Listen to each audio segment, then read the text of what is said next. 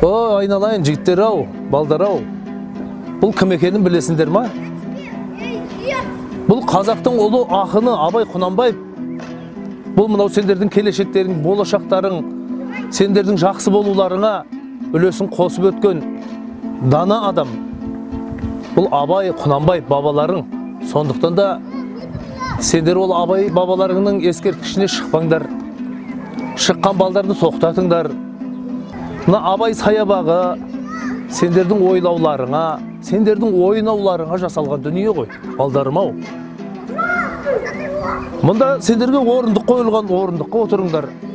Ал Абайдың, қадірлі Абайдың, бабамыздың ескерткішіне шықпаңдар. Түсіндіңдер ме? Ой, бәрекелді. Енді шықпайсыңдар ма? Абай мына кітаптан көретінді бірсіп. О, мынау аталарыңның, міне, қолында Абайдың сол бабаларыңның кітабы бар екен. Осы кітапты оқыңдар, сонда Абай бабаларыңды жақсы, жақынырақ танитын боласыңдар. Балдар, кәні, ала қойыңдар. Ой, бәрекелді.